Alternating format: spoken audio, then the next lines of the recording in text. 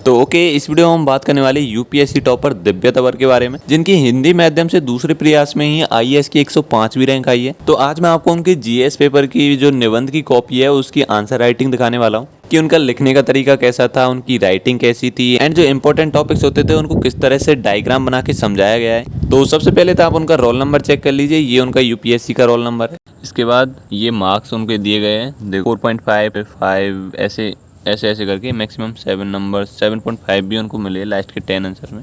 Most उनके 120 numbers आ गए, 250 में से 120.5 नंबर है, तो काफ़ी अच्छे नंबर हैं निबंध में। और ये एक लिखित परीक्षा है तो इसमें ऑफकोर्स इतने नंबर काफ़ी होते हैं। इतने टॉप रैंक वालों की इतने नंबर से टॉप रैंक पे, तो आपको पता ही है इतने ही नंबर आते हैं, और ये हिंदी मीडियम से भी है तो उस चीज़ का भी फ़र्क पड़ता है।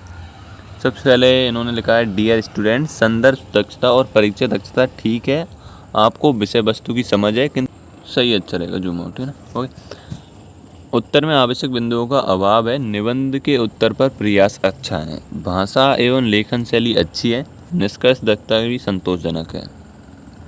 अब इसमें यहाँ से क्वेश्चन चालू है। पहले क्वेश्चन का आंसर है, प्राचीन भारत के इतिहास में गुप्त काल को स्वर्ण युग कहा जाता था। निश्चित ही है उनके कला के विभिन्न क्षेत्रों में अभूतपूर्व विकास को देखते हुए संज्ञा दी जाती है। साहित्य के क्षेत्र में गुप्त काल में भी विकास अभूतपूर्व हुआ था, जो न सिर्फ मात्रा की दृष्टि से वरन गुणात्मक स्तर पर भी बेहतर था। तो इन्होंने ज़्यादा कुछ ऐसे बड़ा चढ़ाकर और वर्णन की तरह से नहीं किया। जो मेन टॉपिक्स थे जो शुरुआत में इंट्रो देते हैं, तो नॉर्मल सा उन्होंने इंट्रो दे दिया है कि इसके बारे में। इसके बाद उन्होंने कुछ इसके तथ्य भी फैक्ट रखे हैं। प्रमाण, चंद्रगुप्त द्वितीय के दरबार के रमरत्नों को साहित्यकार भी विद्वान थे, जिनमें कालिदास प्रमुख हैं। उन्होंने एक प्रमाण के लिए कालिदास का दिया मेघदूत, यक्ष की कहानी, रघुवंश राम में से संबंधित अभिज्ञान, शाकुंतला की कहानी। तो इन्होंने तीनों जो उनकी कहानियाँ, उनकी जो रचनाएं थी वो सीधी सीधी लिख दी है। विभूति, विभिन्न नाटक, गुप्त काल में संस्कृत का विकास हुआ था। विभिन्न ब्राह्मणों द्वारा रचित संस्कृत साहित्य, समुद्रगुप्त के काल में कवि हरिसेन द्वारा रचित प्रयाग प्रशस्ति निश्चय थी। इसमें उन्हें 4.5 नंबर दिए गए, जो कि काफ़ी अच्छे नंबर है। एंड कम्पेयर टू ये टॉप रैंक के नंबर्स होते हैं, लाइक आपके 50% भी आपके मार्क्स आ जाते हैं ना। तो यहाँ पर उन्होंने नोट भी डाला है, विषय वस्तु के स्तर पर प्रयास अच्छा है किंतु बेहतर किया जा सकता है। नहीं, यहाँ देखो ये वाला नोट उन्होंने इसलिए दिया है क्योंकि ये कॉपी है ना, ये यहाँ तक इतनी खाली रह गई है, तो मैक्सिमम उसको कॉपी को भरने की कोशिश करें। यहाँ तक भी थोड़ा और भी आप उसमें कुछ ऐड कर सकते हैं, पूरी भरने की कोशिश करें। और शुरुआत में तो जितना हो सकता है ना, मतलब शुरुआत के 2-4 क्वेश्चन होते हैं तो उनमें ज़्यादा से ज़्यादा भरना चाहिए, तो एग्जामिनर को थोड़ा अच्छा लगता है। बाकी दूसरा क्वेश्चन है, संयुक्त राष्ट्र की एक रिपोर्ट के अनुसार भारत की विश्व में हर बार 3 बाल बंधुओं में से एक का घर है, अर्थात विश्व में 1/3 बाल विवाह केवल भारत में घटित होते हैं।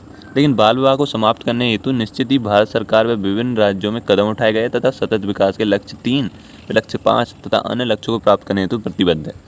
इसके बाद उन्होंने जो बाद में बाल विवाह के लिए जो जिम्मेदार कारक है उनको पॉइंट बाई पॉइंट लिखे हैं। उनके बारे में वर्णन नहीं किया ज़्यादा, बस पॉइंटों को आपको सबको कवर करना है, बस पॉइंटों को कवर करना है। बाकी उनके बारे में इतना वर्णन से नहीं लगता है। और जो मेन उन्होंने शुरू में लिख दिए, निरक्षरता का उच्च स्तर, गरीबी की भयावहता, दहेज प्रथा जैसी सामाजिक बुराइयां, नारी सशक्तिकरण की भिन्न दर, जागरूकता का अभाव, और भी उन्होंने नीचे पॉइंट्स जोड़ दिए। मतलब आपको इतना ज़्यादा सजाना नहीं है उत्तर को। क्वालिटी अच्छी है तो आपने थोड़ा ऐसे भी लिखा है ना। अब देखो इतनी साफ राइटिंग में है तो एग्जामिनर अच्छे से समझ लेगा इसको।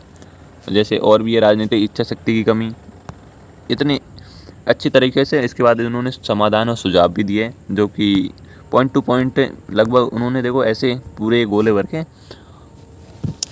पॉइंट टू पॉइंट समझा दिया है। और एक क्वेश्चन के लिए आपको 7 मिनट मिलते हैं, तो 7 मिनट में इतना ही होता है, आप सोच भी नहीं पाओगे 7 मिनट यूँ निकल जाएंगे, क्योंकि ये लिखित परीक्षा है जिसमें उन्होंने देखो शिक्षा का स्तर बढ़ाया जाए, मुख्यतः महिलाओं में जागरूक। इसमें थोड़े और फैक्ट भी डाल सकते थे, जैसे कोई रिपोर्ट होती है ना, तो उसके आंकड़े अगर शुरू में मतलब थोड़ा बहुत उनके बारे में लिख देना तो एग्जामिनर संतुष्ट हो जाता है, उससे थोड़े लगता है हाँ कि स्टूडेंट को थोड़ा नॉलेज है। प्रस्तुतिकरण पर थोड़ा ध्यान दे, अवधारणात्मक समझ एवं जानकारी अच्छी है, 4.5 नंबर है, बढ़िया नंबर है। अतः यद्यपि सरकार के प्रयासों से जागरूकता आ रही है, लेकिन हमें अपने प्रयासों को अनवरत रूप से जारी रखना है, तभी हम इस बुराई की जड़ को खोद सकेंगे। तो इसके बाद तीसरा क्वेश्चन आ गया सीधा, इस उदाहरण के माध्यम से विद्वान यह कहना चाहते हैं कि किसी भी व्यक्ति में उत्साह की प्रवृत्ति को देखने को मिल जाती है, लेकिन महाशक्ति प्रवृत्ति को समाज में मिलने की मिलती है। और उदाहरण भी दिए गए उन्होंने कुछ, जिस प्रकार महात्मा गांधी ने स्वतंत्रता आंदोलन में इसी भाव का इस्तेमाल किया है। ऐसे योग आंदोलन की शुरुआत में जनता की भागीदारी अभूतपूर्व है। ऐसे ही चोरा चोरी कांड के बारे में कुछ थोड़ा बहुत उन्होंने दिया है। ऐसे थोड़ा थोड़ा करके सबके बारे में बताया, मतलब जो भी मेन पॉइंट्स है वो सारे कवर किए, छोड़े नहीं है। मतलब ऐसा नहीं है कि आधा ही किया है बाकी को छोड़ दें, आपको करना तो पूरा ही है, लेकिन जो मेन पॉइंट्स है सिर्फ उन्हीं को दिखाना है, उनके बारे में ज़्यादा विस्तार से भी नहीं लिखना है।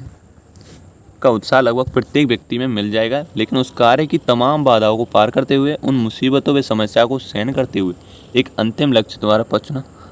10 में 5 नंबर है, बढ़िया नंबर है, गुड दिया है इसमें। विषय वस्तु की समझ अच्छी है और जानकारी अच्छी है। जनसंख्या में लगातार वृद्धि भारत के लिए एक विचारणीय वस्तु रही है। ऐसा नहीं है कि सरकारों द्वारा उपाय नहीं किए गए, परंतु मुद्दा एक सामाजिक आर्थिक मुद्दा है। उनको हाईलाइट करने से ना फ़ायदा होता है, एग्जामिनर थोड़ा अच्छे से पढ़ता है उसको और समझता है। और बाकी तो सब सही है, अच्छा ही है। लड़कों की जात लैंगिक विषमता के कारण गर्भ निरोधक उत्पादों तो सार्वभौमिक पहुँच, परिवार नियोजन के बारे में जागरूकता की कमी, लोगों की सोच में बदलाव लाना, नारी सशक्तिकरण उपाय भी उन्होंने, ये उपाय वाला अच्छा लिखा है उन्होंने। और इनमें 4.5 नंबर दिए। विषय वस्तु की समझ अच्छी है, जानकारी अच्छी है। 5वां क्वेश्चन है आर्थिक दृष्टि से तरलता का अर्थ लोगों के पास, ये अच्छा किया है उन्होंने। फैक्ट, इसमें सीधा फैक्ट डाल दिया, देखो ना। बैंक खाते में बचत जमा करना, समग्र अर्थव्यवस्था में उपलब्ध वित्तीय वर्तमान में मात्रा को तरलता कहते हैं। तरलता को नियंत्रित करने के उपलब्ध के साधन, आरबीआई द्वारा मात्रात्मक उपाय। दूसरा, आरबीआई द्वारा गुणात्मक उपाय, क्रेडिट राशनिंग, विभिन्न क्षेत्रों पर अलग अलग ब्याज दर निर्धारित, उदाहरण शिक्षा पर, स्वास्थ्य पर। आंकड़े डालना, फैक्ट डालने से नंबर्स अच्छे मिलते हैं। आरबीआई द्वारा नैतिक दशक, down payments, PL and sector, इसमें 5 नंबर्स मिले। एंड और सरकार द्वारा बजटीय उपाय द्वारा, सरकार द्वारा बाजार में तरलता को नियंत्रित किया जाए। और इधर सुचारू रूप से ये हम एक 5 ट्रिलियन अर्थव्यवस्था की ओर उन्मुख हो सकते हैं। गिग इकॉनमी के बारे में क्या है? गिग इकॉनमी मतलब जो फ्लिपकार्ट और अमेजोन से हम जो सामान खरीदते हैं उसे गिग इकॉनमी होती है। मतलब जो व्यापार बढ़ता है ना, इस तरह का व्यापार को गिग इकॉनमी कहते हैं। ये मैंने कहीं से पढ़ा था। जैसे अभी उन्होंने देखो सीधा लिखा है इसमें, गिग इकॉनमी अर्थव्यवस्था की उस रूप को कहते हैं जिसमें रोजगार अनुबंध आधारित है।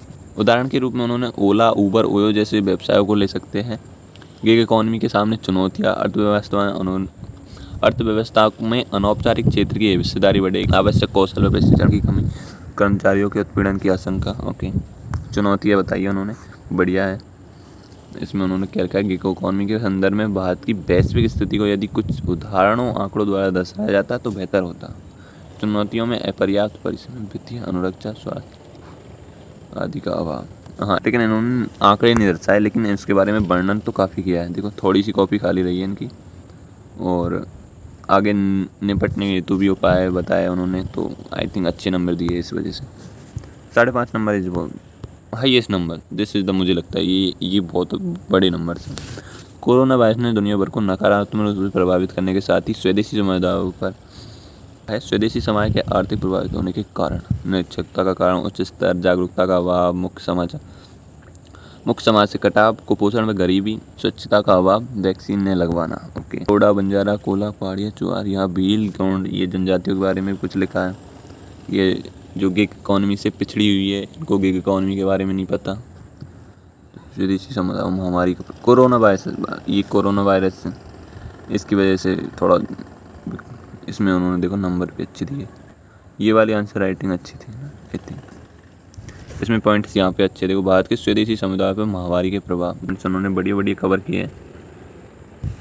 कोविड-19 महामारी के विभिन्न मुद्दों के साथ ही सहकारी संघवाद के विषय में भी कुछ मुद्दे उत्पन्न किए गए। इसके बाद उन्होंने कुछ पॉइंट्स भी डाले, स्वास्थ्य को समवर्ती सूची में क्यों शामिल किया जाए। अभी हम आगे आएंगे, संबंधित मुद्दे से लेकर लाभ भी बताए हैं। इसमें 6.5 नंबर दिए हैं, ये this is the maximum number. इसके बाद एक अपन ने शुरू में देखा था, एक में 7 नंबर दिए, 7 नंबर शायद उन्हें मैक्सिमम मिले थे। ये 9 नंबर, ये 9वां क्वेश्चन आ गया है उनका। निरंतर सूखे की वजह से भारत को जल संकट की समस्या में जूझना पड़ रहा है। इसका प्रमुख कारण यह भी है कि भारत की कृषि पर निर्भर करती है। ओके, कृषि के बारे में बताया। इस संकट में सबसे ज़्यादा निश्चित रूप से महिलाएं ही पीड़ित हैं। कारण आर्थिक निश्चित ही इस संकट से निपटने के लिए भारत को एक अग्र सक्रिय दृष्टिकोण की आवश्यकता है।